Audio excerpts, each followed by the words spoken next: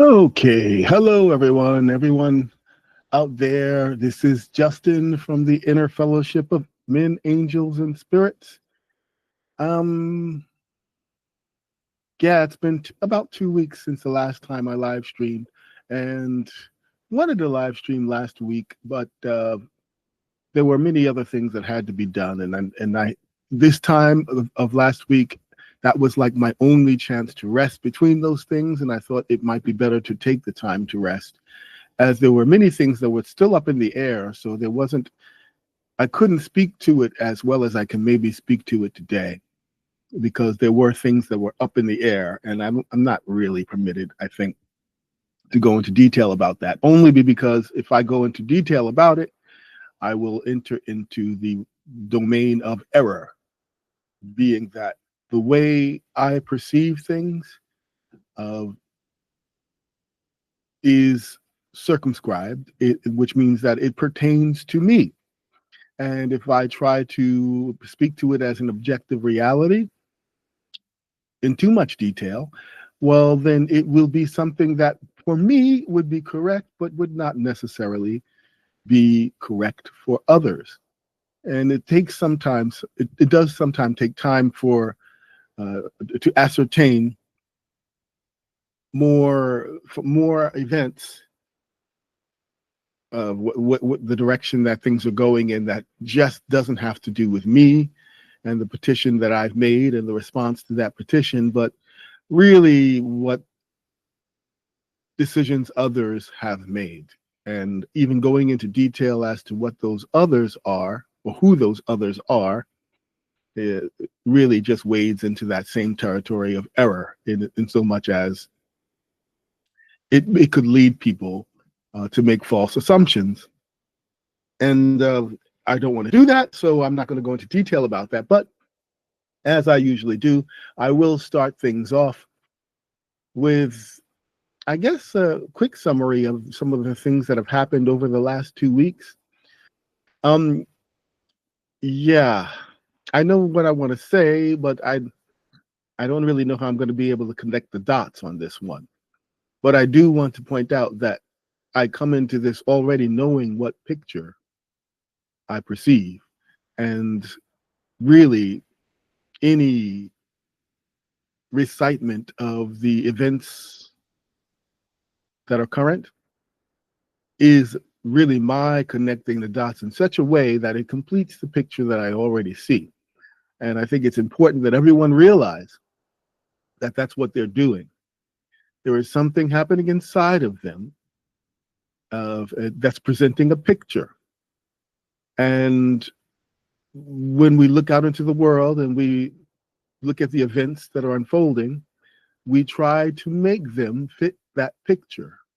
And that's the only way we can perceive anything. So it's not like it is false, but we do need to be conscious of it because it is, like I said, circumscribed. It has to do with us in the conversation that we are having with the indwelling spirit, and not necessarily what everyone else needs to do or to think or even to be aware of. Be that as it may, I like to do this because in sharing the kind of inner dialogue that I'm having with the indwelling spirit, I hope that I can invoke within others the dialogue that they can be having with their indwelling spirit. Those indwelling spirits are identical. So even though my interpretation of what that spirit may be saying may be different, certainly what the spirit is saying is the same. And you might notice some similarities in the impressions that I'm getting that might put you on the track to, yeah, that's the tone that the indwelling spirit inhabits. So, anyway, I guess the last time we talked, we had talked about the fact that the president of the United States had met with the leader of Russia. I guess he's considered the president of Russia, Vladimir Putin, had literally rolled out the red carpet for the man, given him the king's treatment. And I presume he had done this because he had assumed that Vladimir Putin was the same kind of man that he is.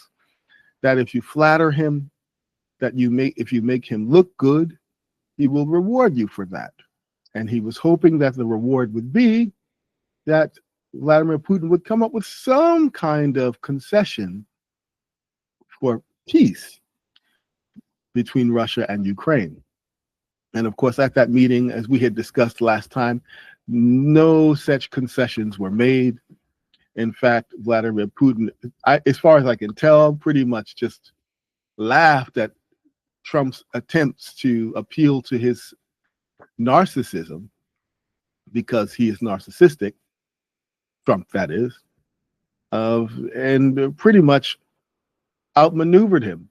And so basically all of this fanfare, all that it had accomplished was to really legitimize Vladimir Putin on the world stage, and then Vladimir Putin could simply say, no, I'm not doing anything for you. And then Trump goes away. So now, what has happened subsequently, of course, there was no deal made. And the I guess I'm going to call it allied forces, we're not at war yet, but yeah, well, let's call it the allies of the former allies of America have been meeting and trying to put together a plan to go forward, if not despite, then certainly without America, in pushing back against this sort of empire that seems to have the spirit of empire that seems to have been reignited in the world, in the form of Russia and also in Israel. This idea, this notion that you can dominate by force, and you can, make people submit to your will, and just by the sheer force of your ability to do that, they will. And so they're working on how to deal with the fact that they've lost one of their most powerful allies in the fight against that. And meanwhile, Vladimir Putin, Narendra Modi, Xi Jinping, the world leaders that we consider to be seemingly more aligned with this sort of might makes right type of tyrannical leadership, have all met happily, joyfully, and had many agreements that lead us to believe that they're making deals in the East, while in the West, no deals are being made. And that was bound to happen. We chose the way that we know was not the best way, but that we knew that we had the power to choose. Simply because we had the power to choose it, we chose it. Wiser men than myself know that the real test of a civilization is to have the power to dominate and to steadfastly choose not to do it. And America has quite consistently failed in that respect, even though it seems that with every failure until now, lessons were learned such that a new way of achieving world order was beginning to foment.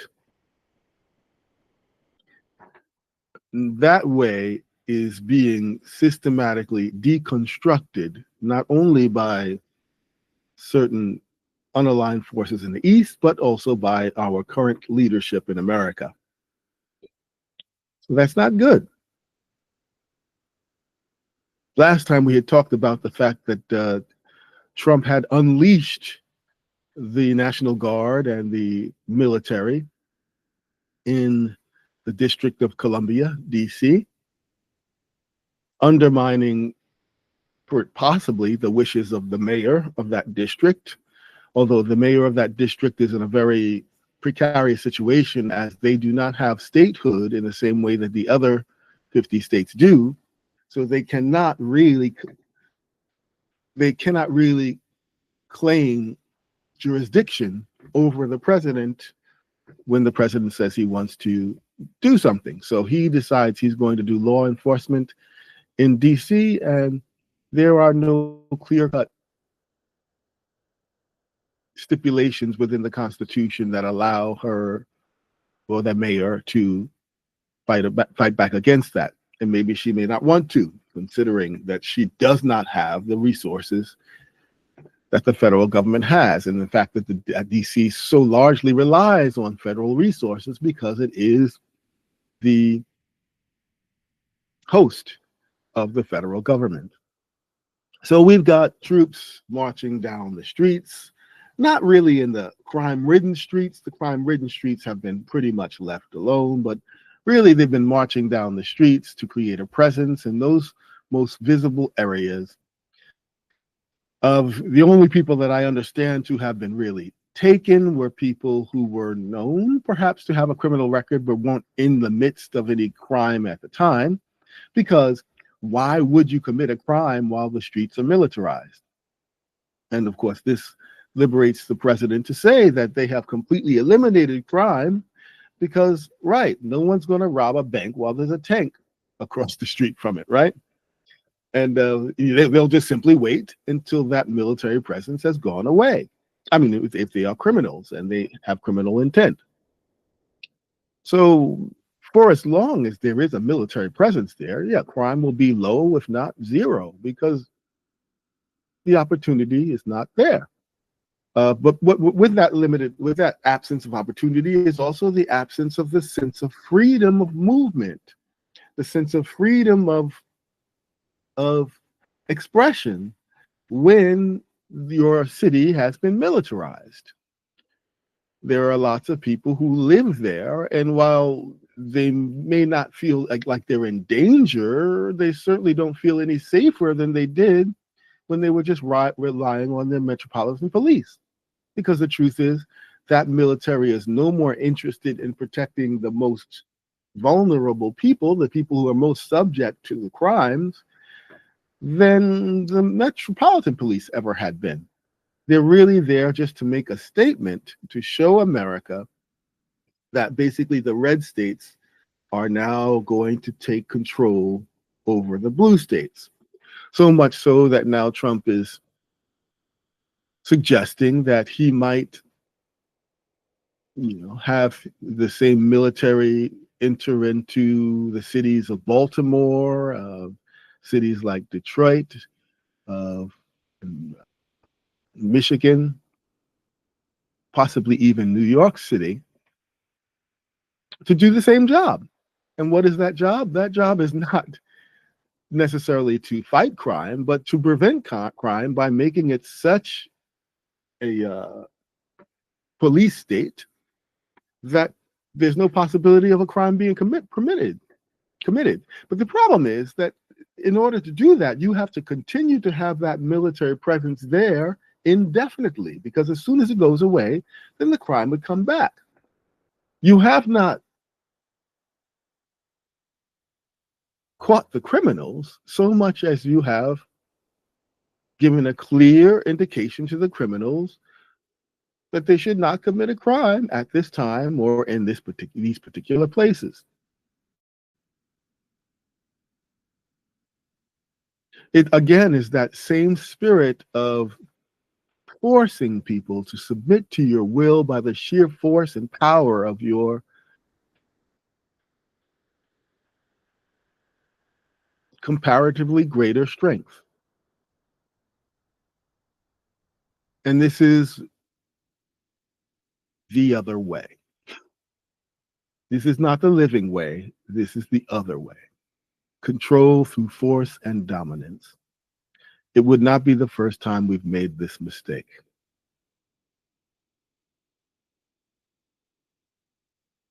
I mean, when I say we, I'm not just talking about Americans. I'm just talking, I mean, in the world. We see that this kind of force and dominance is being enacted in countries like India, countries like the Philippines. We see that this kind of force, by this dominance by force, is being enacted by countries like Russia over the Ukraine, or over Ukraine, I should say. In countries like Turkey, it's now becoming more of a prominent presence, this spirit of militarization and dominance by force. And obviously, Israel has gotten the ticket to ride to unleash this spirit upon the Palestinians and the people of Iran. Lord knows what's going on in Libya, right? Syria. We don't even talk about what's going on in the Congo, but I can assure you that it is that same unleashed spirit of control by forceful dominance. And that is a spirit that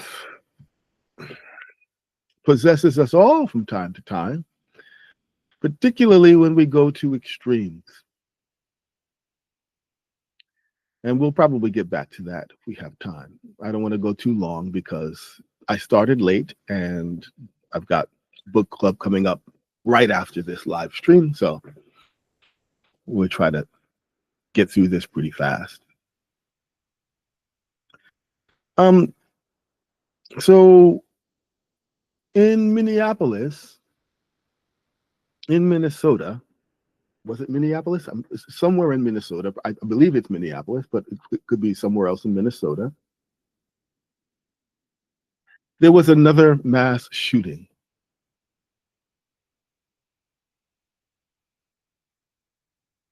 Now, in this case, it wasn't like the shooter had busted in the front door and just started, walking down the aisles of this school. It was a school. It was a religious school where they were engaged in prayer. It wasn't like that. The shooter had shot in the stained glass and started shooting children from the window, killing 2, injuring several others. And I think one parent was, I don't know, courageous enough or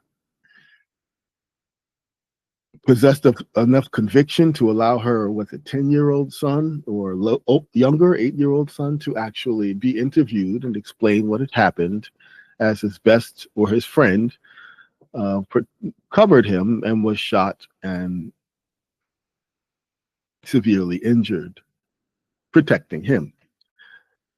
Yeah, he's talking about how he had trained for this.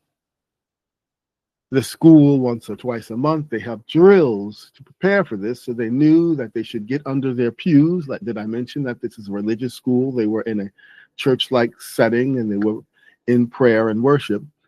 They knew that when they have an active shooter, that they have to just get under the pews to find protection, and they knew the drill. And so this poor child, 10 years at the oldest, was really talking about it right after the event, as if, this is something he was prepared for. And why not? For the entirety of his conscious life, this has been a regularity. Something that I don't know if we should say that every child should expect, but every child should certainly be prepared for, like it could very likely happen. Sort of like an earthquake in Japan, or a hurricane on the East Coast, or maybe a tornado in the southwest, or but the problem is that these are all natural disasters. An active shooter is natural in the sense that some man, usually a man, almost always a man, has falsely integrated his nature with this civility, such that he's making choices that might seem quite natural to him, but we can all look and see that this is not going to fit in with our society. And usually, such a person realizes that they're given the choices that they are making, leading to the mentality that they then have, therefore have, they're never going to fit into the society proper. They can pretend to fit in, but they're never going to find that they have assimilated heart and soul. And so he's just going to go out in a blaze of glory. And that's the most natural thing for him to do. All of the things that he finds wrong with the society, largely being a projection of the decisions, the poor decisions that he has made, and therefore the poor perception he has of the world around him. He's going to go out with a statement that so shocks the conscience of the people that through the sheer force of their fear, they may read his manifesto and see sufficient cause to change. And of course, we talk about, mental illness, and we got to do something about the mental illness. That's the real problem.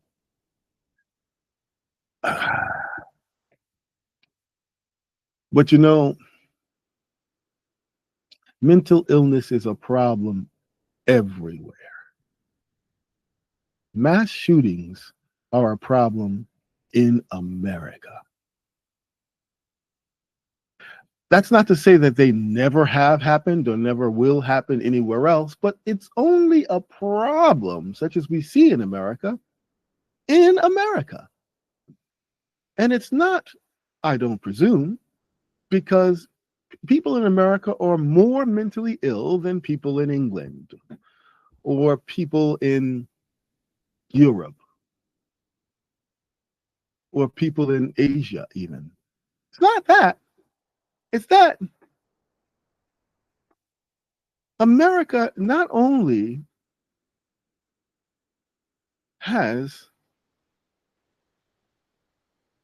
a reprehensible proliferation of guns within the communities, but a culture that truly believes that individuals should have the right to wield lethal force upon their fellow man.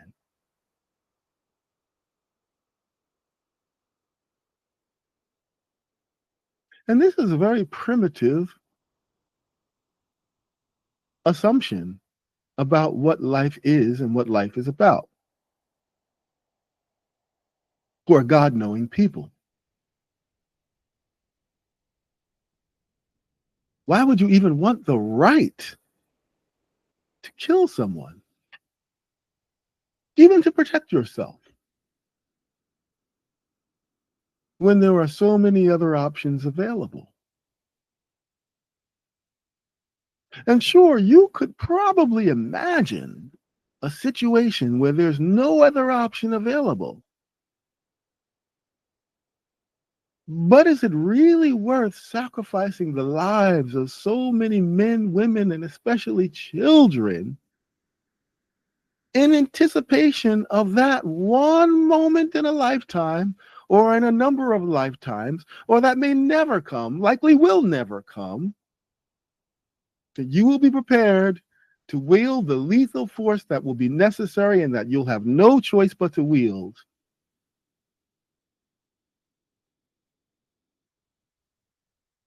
All of these people will die to preserve your ability to one day maybe prevail against an adversary with lethal force. Force your adversary to submit to your will by the power of your weapon. You get how that same spirit is sort of embedded in that, even that thinking that you have that right. You have the right to do that because you're protecting your family and your children and your person, and most importantly, your property.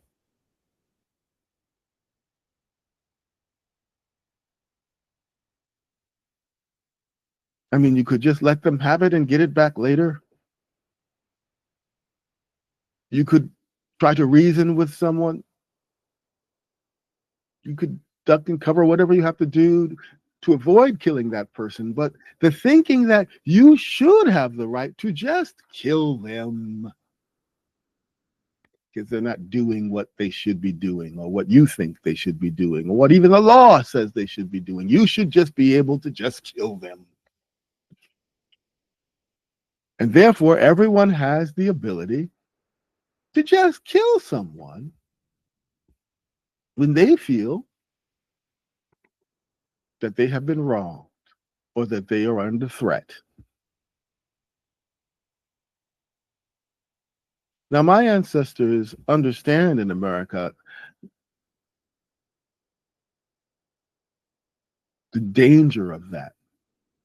Quite poignantly, my ancestors have experienced the danger of that, that spirit, that feeling, that rather than even to take a loss of something far less than a life, it would be better to kill someone.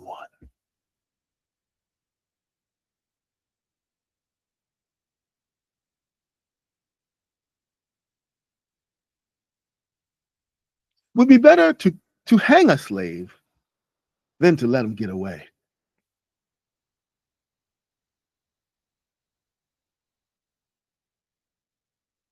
And it doesn't matter if it was a far worse of a crime. If it's someone who robbed a bank, someone who raped someone else, whatever it is, the feeling that you're not only justified, but righteous in exterminating that person's life without any plurality of people to come up with some fair and proper judgment. You, in and of yourself, should have the ability and the power and the right to take their life.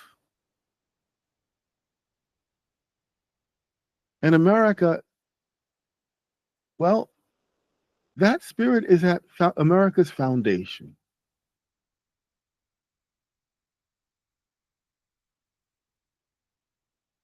And it's not just about taking a life, it's about forcing people to submit to your will by sheer force of your strength, of your superiority, or now they like to say your supremacy.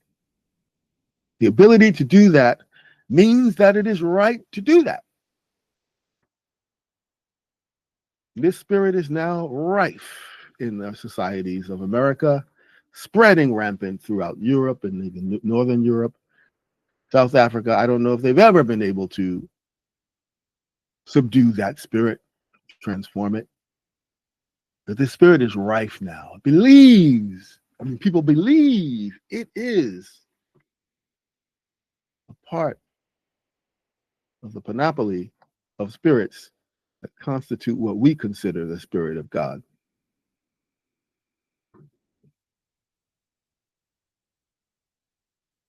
It is not. Jesus has told you that it is not. Jesus has told you that you live by the sword, you die by the sword. Jesus has already told us that while it may be fair and proper to defend yourself, you certainly don't want to use any more force against your adversary than you need just to defend yourself. And even that, if you're really embracing the holy of holies, you may not want to do. You may not even want to defend yourself, just as Jesus did not defend himself, even as he was being crucified. Now, the defense of another innocent person is another matter entirely, and that's what all our movies are based on, aren't they?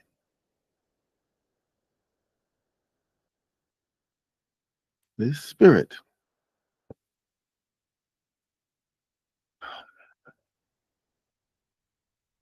Because there's plenty of mental illness here in Japan. They say that people are so peaceful. Some people think that they're peaceful because there's something in their culture, and there is. Uh, or some people say they're so peaceful because they're so homogeneous, and they are. But all of these things, culture and homogeneity, can become pathological when it gets to a certain extreme as well. And so you have a species of mental illness that is very common in Japan as well. What you don't hear about in Japan is that it's very common for children to just not go to school. Now, I remember when I was a child, I never once considered that to be an option. But in Japan, yeah, it's very common. Children to say, no, I refuse to go to school. Something happened there, and I can't go to school anymore. I have a student. What?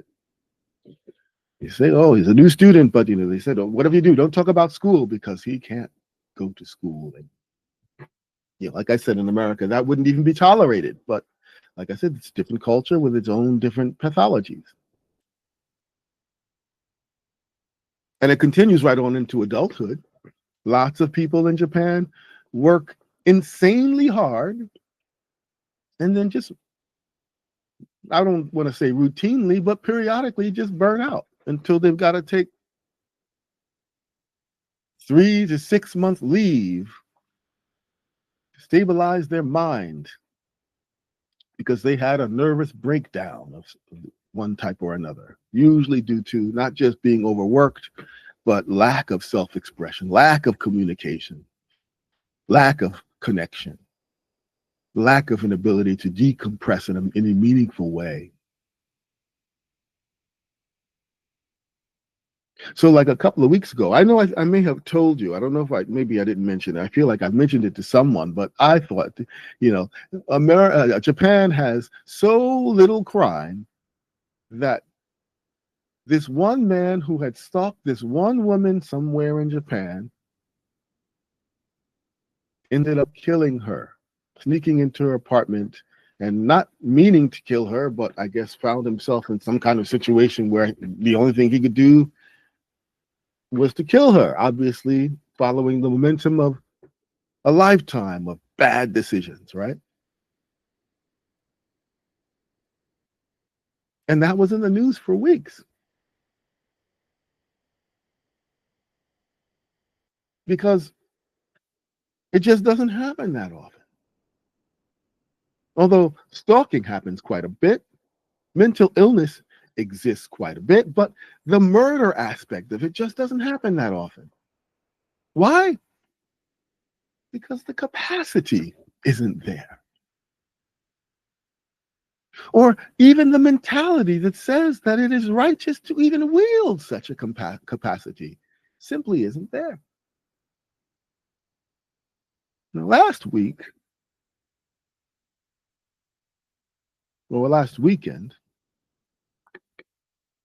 I heard a horrible story in the city where I work.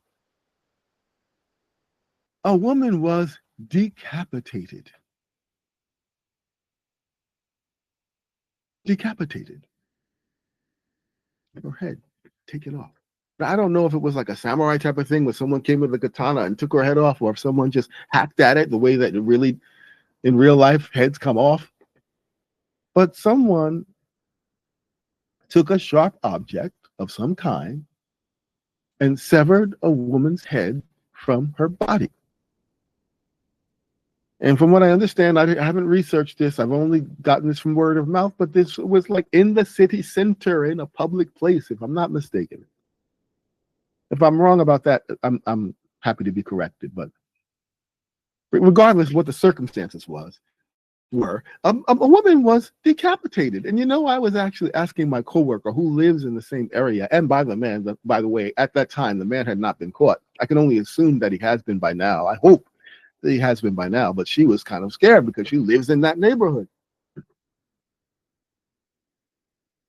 And I asked her, I said, in Minneapolis or in Minnesota, someone shot down some stained glass windows in a religious school, and started to randomly shoot children in that school. Two of those children died, and several others were injured. And I said, which is more daunting? The fact that that mass shooting happened, or the fact that a woman was decapitated in public? And she said, I know it's much worse that two children died and so many were injured, but just that woman, that one woman dying in the way that she died was much more disturbing. And that's true. It is. It's so much more disturbing. It seems like there's just the ability to just pull a trigger. It's just not the same as, pull a trigger and hit a target at a distance. It's really not the same as being close up on a target and to hack it so many times that you can take the head off of that target. That takes a certain kind of hatred and a kind of hurt, personal mental injury that I don't even think the average gunman has. I don't think the average gunman who does all these mass shootings at a distance and then shoots themselves, I don't think they could hack the head off of a person. So why am I talking about that? That's pretty dark. But I'm talking about that because what I mean to say is that there are some people with some severe criminal mental illness in the society of Japan. And it is not common, but it's not uncommon either. The difference really, again, is their capacity to do harm in that mentally ill state. Because you see, we all go in and out of mental health and mental illness. If I'm not talking about a physical condition, at least not initially, I'm talking about what happens to us when we make the wrong decisions and warp our minds so that our perspective is out of whack. And we are possessed of a thing that need not have been of us. That happens variously throughout one's life. And when that happens in any country, most of those countries have deemed it a social good that that person is not in possession of the ability to kill someone by essentially pressing a button.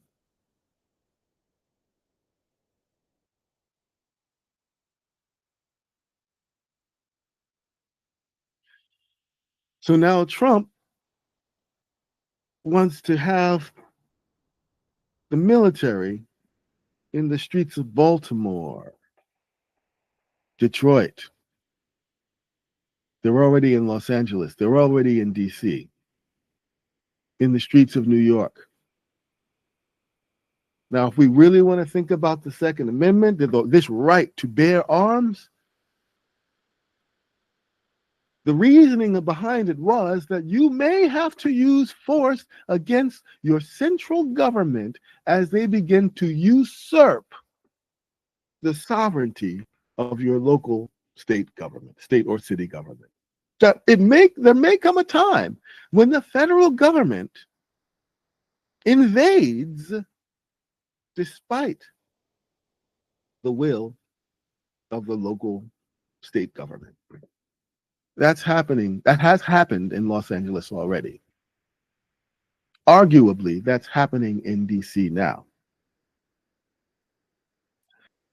And it at least portends to happen in the future in the other major city centers who are predominantly liberal, blue voters, constituents, and leaders.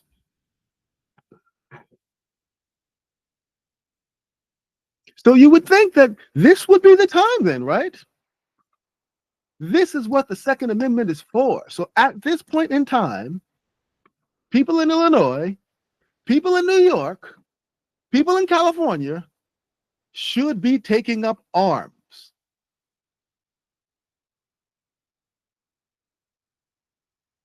And we know that would be crazy. because to do so would only justify even more military force upon us, more force than any arms we could take up could overcome, lest the military force against us chose not to simply follow an unjust order. The point I'm making is that right now, the notion that the right to have a gun has to do with that time that might come where the government may try to force you to submit, and you may have to force back, so that when that time comes, you will be able to do that. That's a moot issue right now. You don't have that power. And the people who believe that they should have guns just in case they need that power, well, now they are wielding that power on behalf of the central government. Who knew? Trying to submit people to their will on behalf of the government. Who could have guessed that would have happened? Right? Live by the sword.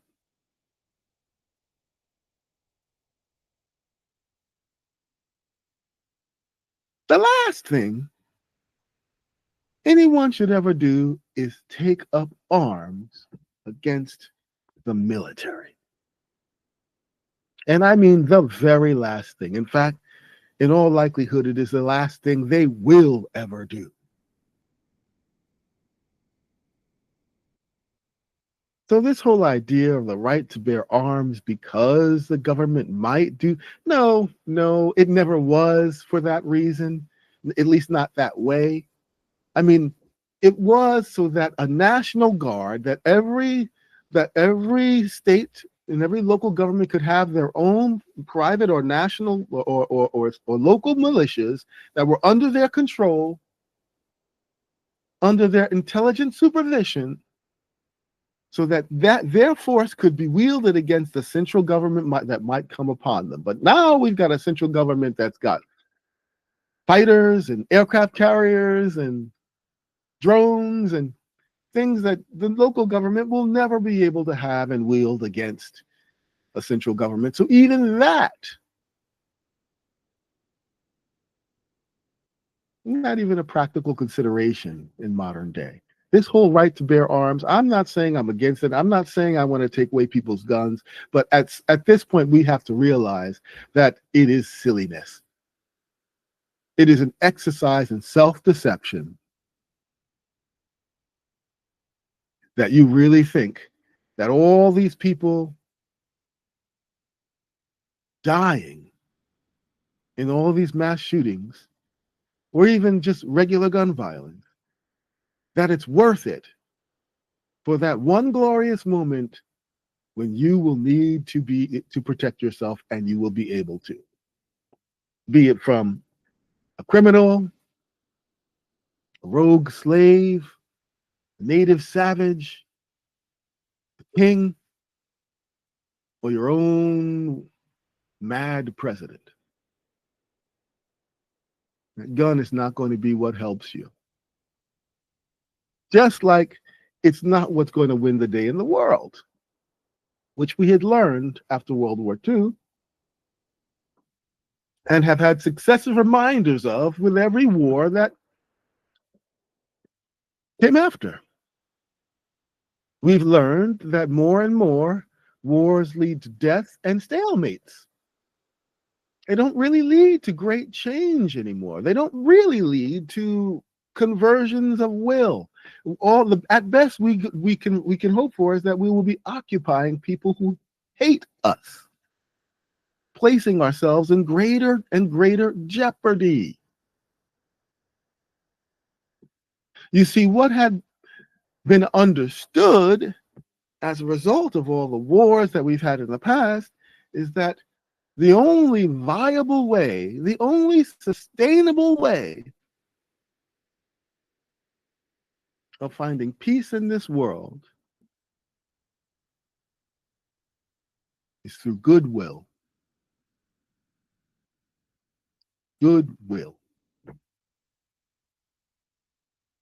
And I know that, the conspiracy theorists like to talk about the New World Order, which is really now the Old World Order, and how it's all about the central banks and, rich people getting richer and subordinating everyone else. And there's some truth to it, but the simple matter of the fact is, the fact of the matter is that as far as we need to be concerned about the choices we make, what's making everything go well is goodwill. The reason why your neighbor is not trying to kill you and you're not trying to kill your neighbor is goodwill. And that not only applies to you and your brother or you and your neighbor, but that applies to you and other countries. That applies in every possible respect where personalities are involved. Ultimately, we may have wars at first when we're not able to reason with each other, but ultimately, the only sustainable peace can only be established by goodwill.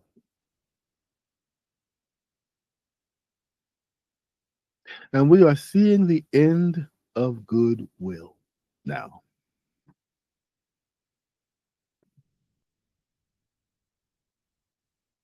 I mean, I've been prepared for it, I've been rehearsed for it.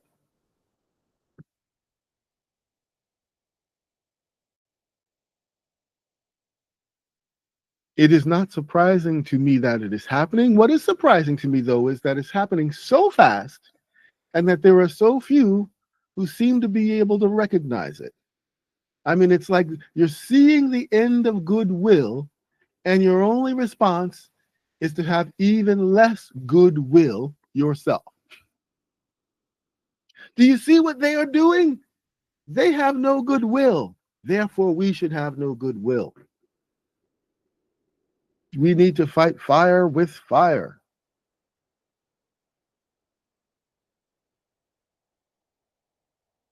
And it's no wonder that we're thinking that way, that such a spirit is dominating, no matter what your political persuasion is, no matter what your identity is, no matter what agenda you align with.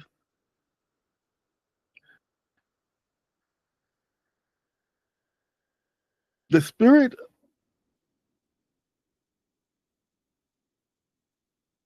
that wins the day when goodwill does not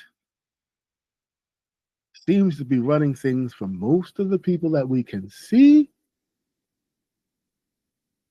on TV and on our screens, and therefore increasingly in our lives. Now, is it really as bad as we see on X Twitter in real life? No, but it's getting there. I mean, military on people's streets now. It's pretty bad. I mean, civilians are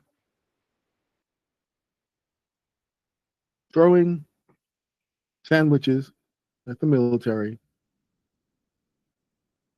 Military or the police are trying to prosecute such people to the fullest extent of the law. No goodwill there.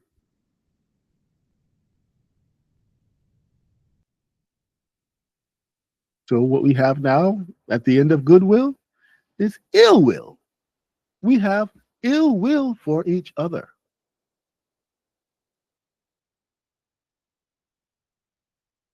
Now, those who know me know that I'm not a big believer in Donald J. Trump as a good leader or even as a good person. Honestly, I'm not. I don't believe he is a good leader, and I don't believe he's a good person. But apparently, over the last weekend, he seems to have taken a break from appearing in public. And this is following after him having some symptoms of some kind of malady that we can only expect to occur because the man is approaching his 80s. Right? Of course, he's going to have some physical problems and maybe even mental problems. I didn't like it when we did that to Joe Biden.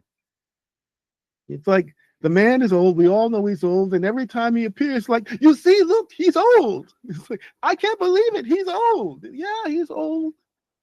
Is it affecting his ability to make wise decisions? That is an issue to be concerned with. But yeah, he's old. Look at that. He can't climb the stairs. Yeah, no, yeah, that's right. Stairs get harder as you get older. I've already begun to experience that. I'm only 51. Yeah, at a certain age, you don't want to take those stairs 2 and 3 at a time. Better take your time. Not try to show anybody how much you still got it, because age is real. And so when we were constantly seeing, or some people, if you're of one political persuasion, believe that we weren't seeing quite enough, how old this Biden person was, how old he is. And now Trump is the president, who's basically the same age. And now on the other side, they're doing the same thing. Oh, look, some he's got some discoloration on his hand. Oh, his ankles are swollen. Doctors are appearing on podcasts trying to diagnose him. Well, this could be some congestive heart disease. Okay, could be anything. Dude's about 80 years old. All right. At that age, I think anybody, even someone at the best of health, shouldn't be surprised to die. You know what I'm saying? Even if you're still playing tennis every day, or you're still, running the marathon, all that stuff, even all of that, if you just died one night, people shouldn't be shocked. You're old now. At this point, at that age, you should be feeling blessed to have achieved that age, and consider every year to follow, every day to follow, a blessing. And yet, and yes, also a blessing that you get to serve, even at that age. Yes, a blessing that you have the mental capacity to serve at that age. A blessing. So why are we looking at this man and his aging and all of it, and dramatizing and catastrophizing over it? Like, I think there were people who were even saying over the weekend, "Oh, he must be dead because we haven't seen him for a few days. He must be dead."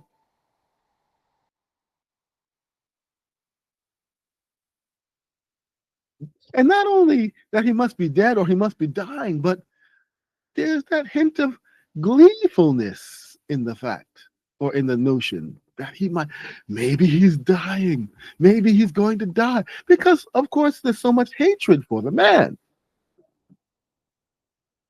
which of course the people who identify with him recognize as a hatred for them, which is magnified by the fact that they have hatred for people who are not like them, right?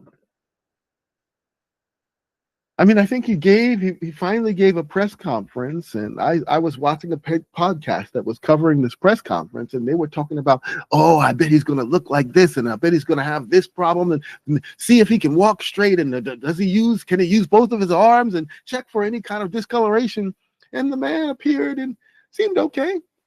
Maybe he went through something, maybe he was sick, maybe he had needed some treatment, but he was able to stand up and for quite an extensive period of time give a speech, you know, answer questions, produce the same pablum he always produces, right?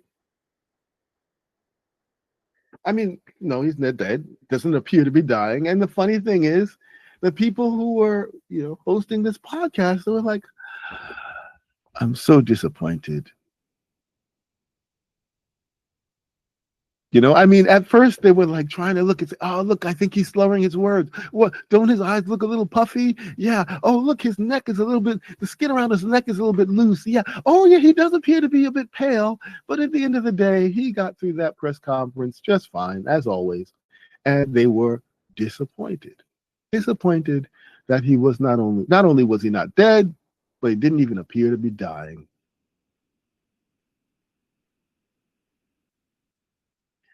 The absence of goodwill. Just the notion that if he did die, half the country and possibly even half the world would celebrate that.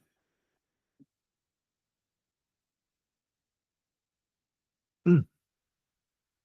And don't get me wrong, it's not like the people who follow him wouldn't celebrate if Joe Biden died or if Barack Obama suddenly died. They wouldn't. There's just such an absence of goodwill among men.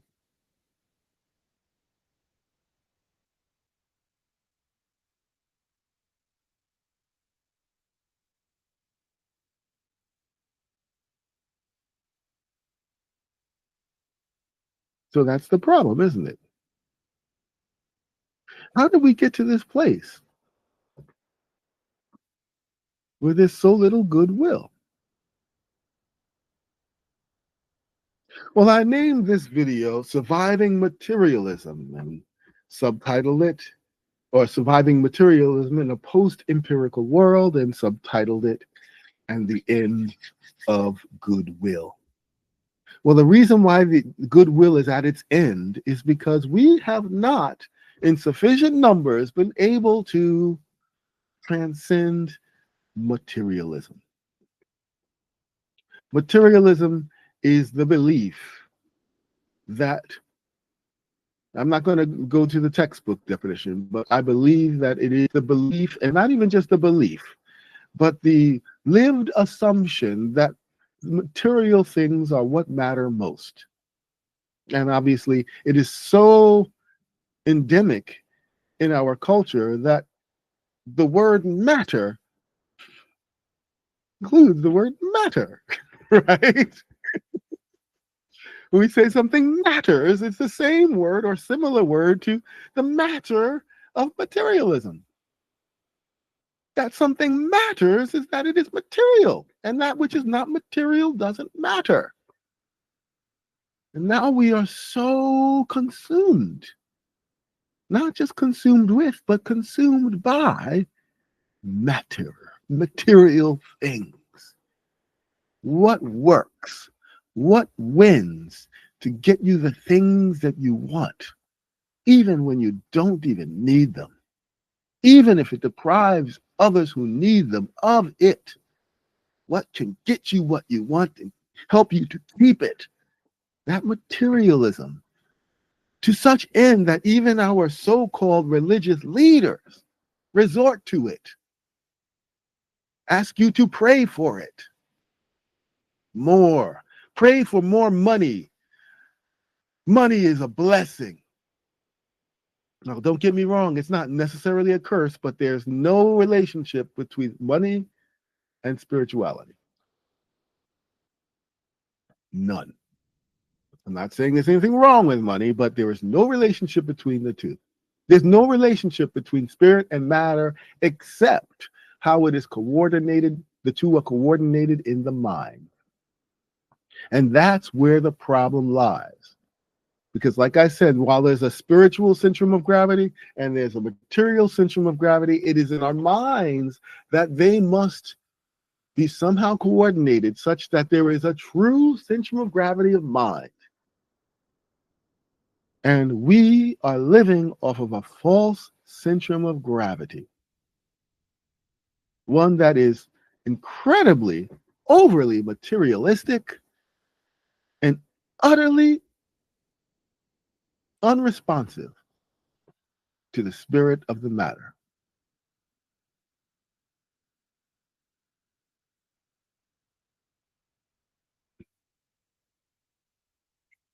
And when it comes to the material centrum of gravity, it fulfills its purpose. It builds things up to break them down, builds things up to break them down. As I've said before, the purpose of material is that it builds us up so that we can build up just enough to identify with a spiritual center of gravity. And as the material breaks down, our identity, our personalities continue to build up according to spiritual centers of gravity. And so that way that process occurs, whether it's for an individual or for a whole race or species is that, as we might set up in our imagination, there are centers of gravity that our lives, as we become more and more spiritual, should be based on. And as I've said before, if we fail to move the seat of our identity from that material ego entity to our spiritual identity with a spiritual center of gravity, then we'll be living on a false center of gravity that is destined, doomed to break down, can't make it to the next stage.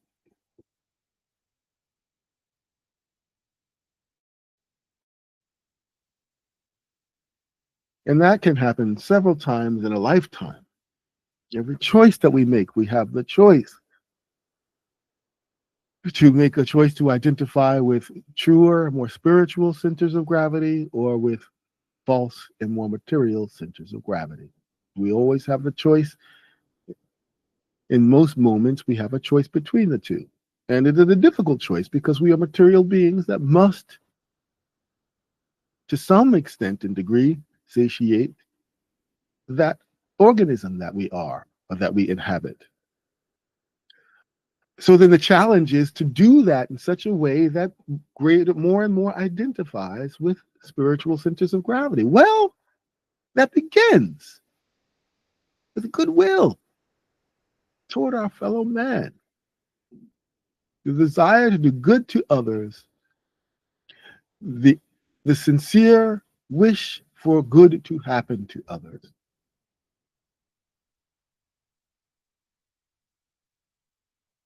Seems to be gone. And where it exists,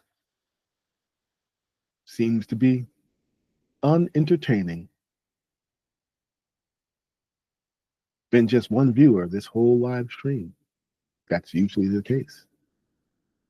Although I have noticed that after months, maybe people may comment, and I may not notice that comment because YouTube doesn't really send notifications the way I would like.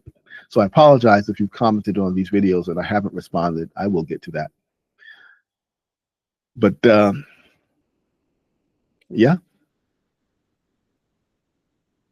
true spirit centers of gravity are not popular these days, and that's dangerous because that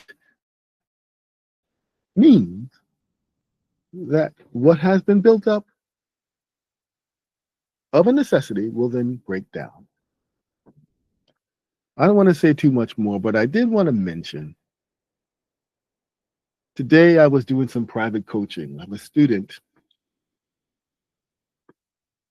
older than me, not exactly elderly, but older than me, in her 60s, past what we would consider retirement age. She and her husband, once or twice a year, they go traveling. They go traveling to Europe or they go traveling to Australia because they've saved their money. They have their good life. They live through the bubble. They have lots of money saved, the good pension coming in. It's all worked out for them so that they can travel. I think next month or the end of this month, she's going to travel to Italy. When I think of Italy, I'm thinking of Sicily or something like that. And actually, she's going to the major city. She's going to land in Venice, where the airport is, but then she's going to take a cruise.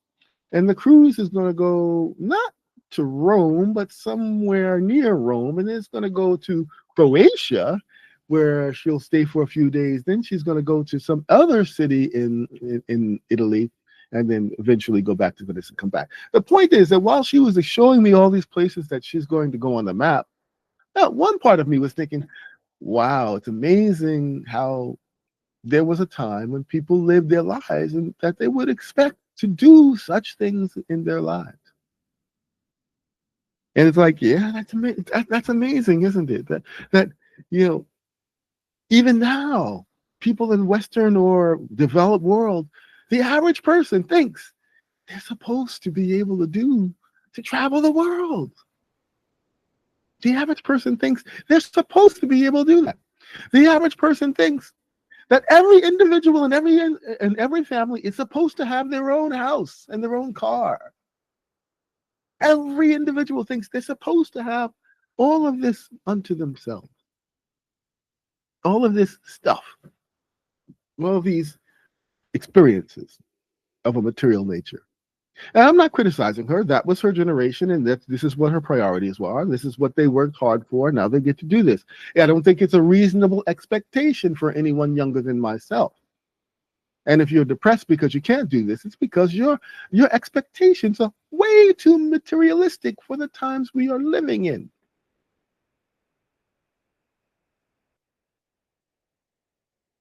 The new territory is not a cruise. A new territory is your mind. You're supposed to be expanding in your spiritual being, not just going places and taking pictures of things more. Not to say that you shouldn't do that, but these times are calling for a new adventure. But anyway, she's telling me about this cruise that she's going to go on. She's like, "Oh, I've been to this place before, so I'm not going to go on a cruise there. So we're going to go this way." And yeah, very interesting that the places that she was talking about, I was looking at the map. She's talking about like Greece, Rome.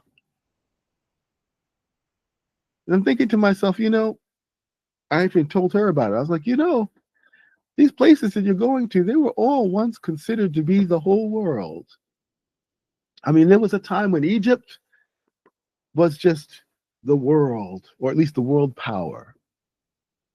And in a way, you could say that there was like a center of gravity that this place was. That's what it means, really. It's a center of gravity in its way, and it pulls all of the best resources into that place to work on a project that can benefit the whole world. And then it moves on like a torch onto places like Greece. So that builds up, but it fails to achieve any higher spirit values and it breaks down. And so it moves on to Greece, which builds up, finds some new, based on those old Egyptian principles, and Egypt based on the former principles, builds up a little bit higher, but obviously ultimately breaks down. And the torch moves on to Rome, which builds up even bigger and bigger. And you got a whole Roman Empire, and it breaks down. And you've got Europe and England and now America. They've all built up to break down. And the interesting thing is all of these places still exist. That's the interesting thing. But they're just places now. They're not centers of gravity anymore. Because they built up based on false centers of gravity, materialistic centers of gravity. And they broke down as matter tends to do. They did not achieve sufficient unity that could be sustained, not within and not amongst their neighbors or their extended territory. They were expanding by empire. They were expanding by the force of the ability to take what they wanted and the lack of ability of the people they were taking it from to stop them from doing it. And that ultimately becomes something unsustainable. Eventually, a Roman Empire is going to meet up with an Ottoman Empire, or a British Empire is going to meet up with a Chinese kingdom. And that's the point where they get to their climax, and then they begin to break down unless they can achieve a truer centrum of gravity that enables them to even work together at that level. And that's what America was on the verge of with the American experiment, with all of the globalism and all of the banking and all the conspiracy theories that you may have. The underpinnings of American society, and therefore the underpinnings of the world order that America had spearheaded, was the predominance of goodwill. America was trying to establish a special relationship that people could have, countries could have, based on goodwill. Commerce can be had with people who you have goodwill with. You follow the same rules. You want the same for each other as you want for yourselves. Goodwill.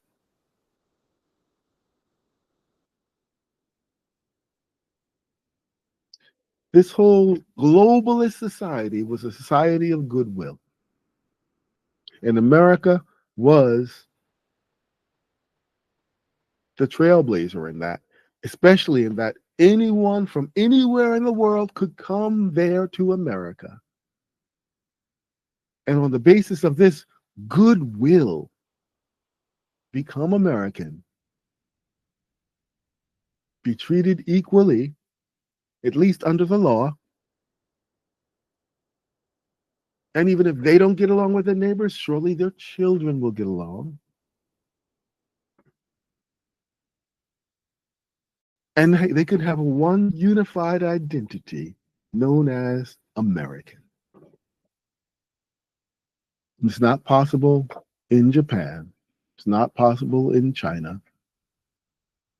And we're seeing how the possibility is breaking down even in places like England and Europe, who were trying very much to build on that same sense of goodwill. You come from another country, I have goodwill, you have goodwill, we can be citizens together.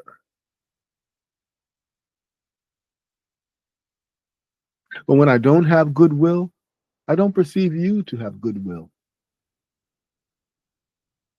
And when you don't have goodwill, you don't perceive me to have goodwill. And it all breaks down. And then there's war. So that it's not that Egypt is gone.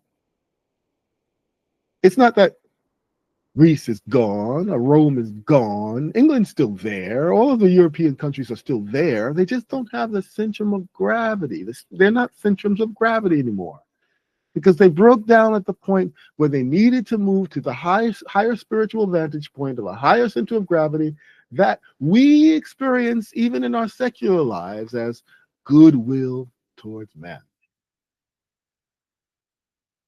It is the fruit of the Spirit of God within us.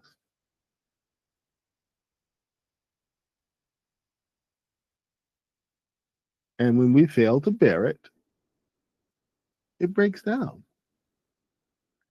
So it's not like America will cease to exist. No. But it may not be a United States anymore. I mean, if you go to Italy now, Rome is just a city in Italy. Well, it's entirely possible, just as possible, that one day New York will be just a country in North America, and Texas will be another country in North America.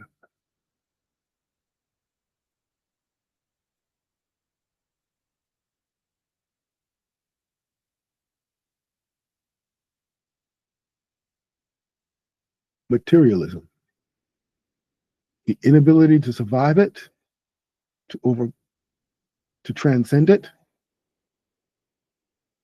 such that you light upon a greater will.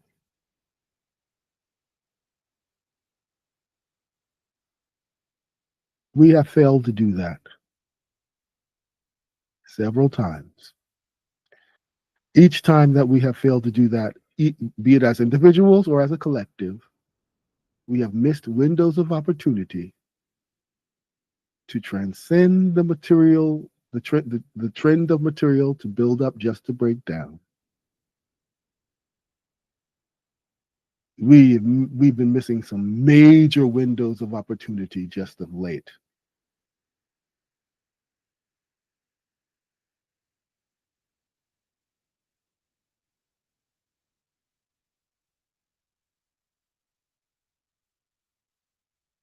Meaning that there are some choices that we have made that we just will not be able to unmake.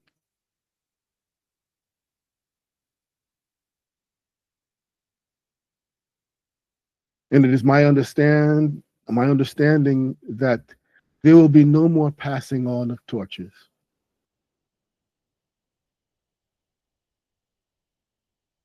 the flame will be dispersed.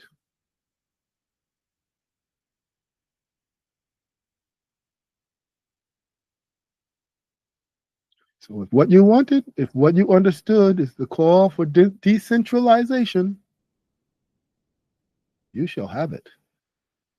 And that is how it shall be. Decentralization is an inevitability of maturity. But when that decentralization occurs, and every part that therefore exists does not have a relationship with their own center that connects them and coordinates them with everyone, with each other, well, that decentralization becomes destruction.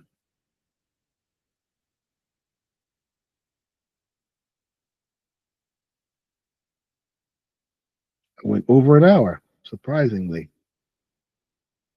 I'll stop there.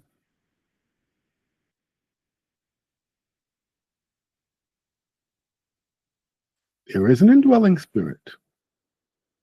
That indwelling spirit dwells within every normal-minded man, woman, and child of moral capacity. When you identify with that spirit, you identify with the best in everyone you know, everyone around you, every person, every race,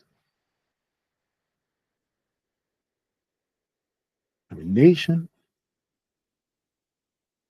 every culture. And when you don't, you fail.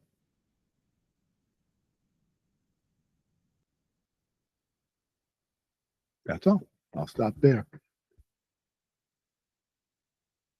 May you make better decisions in the future.